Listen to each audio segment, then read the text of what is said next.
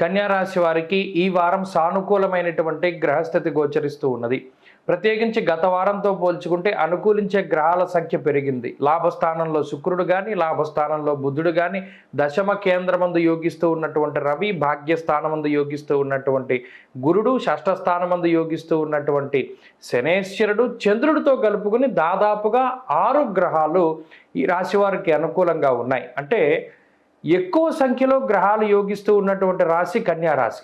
మరి ఇంత గోచార అనుకూలమైనటువంటి పరిస్థితులు ఉన్నప్పుడు సాధారణంగానే అటు ఆర్థిక పరిస్థితులు, ఆరోగ్య పరిస్థితులు, కుటుంబ పరిస్థితులు, ఉద్యోగ వ్యాపారాలు అన్నీ కూడా అభివృద్ధి పదంలో ఉండాలి. చాలామందిలో అది కనపడడం లేదు అంటే జాతకంలో ఉండేటువంటి దశాంతర దశలు బాగా లేదు అని కొంత అర్థం చేసుకోవాలి.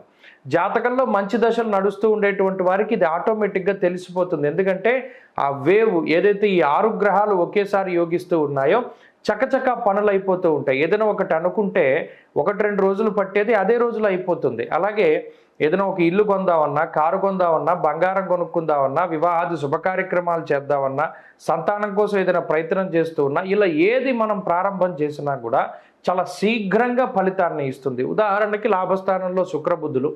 ఎప్పుడైనా ఈ కన్యా రాశి వారి విదేశాలకు వెళ్ళాలి, స్థిరపడాలి, లేదా ఆల్రెడీ విదేశాల్లో ఉండి అక్కడ ఏదైనా గ్రీన్ కార్డు కోసమో లేదా మరి ఏ ఇతరత్ర సిటిజన్షిప్ కోసం ప్రయత్నం చేస్తూ ఉంటే అది వారికి చక్కగా తొందరగా లభించడం, లేదా విదేశాల్లో ఉద్యోగము, విదేశాల్లో గృహము, లేదా స్వదేశంలో ఏదైనా కొనుక్కోవాలి, ఇలా ఏదైనా కానివ్వండి కోరిక అది చాలా శీఘ్రంగా నెరవేరుతూ ఉంటుంది. అది గ్రహ సంపత్తి ఇచ్చేటువంటి ఒక అదృష్టమైనటువంటి యోగం. అయితే ప్రతికూలించే గ్రహాలు లేకపోలేదు. ప్రత్యేకించి అష్టమ స్థానంలో కుజుడు ఉన్నారు. ఈ వారం చివరిలో కుజాష్టమ దోషం కూడా పోతూ ఉన్నది కాబట్టి అన్ని విధాలుగా కూడా ఇది శ్రేయోదాయకమైనటువంటి వారంగా చెప్పవచ్చును. అటు ఆర్థిక పరిస్థితుల్లో చాలా ఎదుగుదల కనబడుతుంది. అలాగే ఉద్యోగ వ్యాపారాల్లో లాభం రావడం వల్ల కొంత ఆర్థిక వ్యవస్థ మెరుగుపడుతూ ఉండడం, ఒక రకమైనటువంటి భరోసా రావడం, లేదా ఉద్యోగం కొత్తగా సంపాదించుకుంటూ ఉండడం, ఇలా ఏదైనా కానివ్వండి ఆర్థిక వ్యవస్థ మెరుగుపడుతుంది. ఆరోగ్య పరిస్థితులు బాగున్నాయి, కుటుంబ వ్యవస్థ బాగున్నది, ఉద్యోగ వ్యాపారాలు అభివృద్ధిలో ఉన్నాయి. అలాగే విద్యార్థులకి గ్రహగతులు పూర్తిగా అనుకూలంగా ఉన్నాయి. స్త్రీలకి కూడా ఇదే రకమైనటువంటి గ్రహస్థితి ఉన్నది.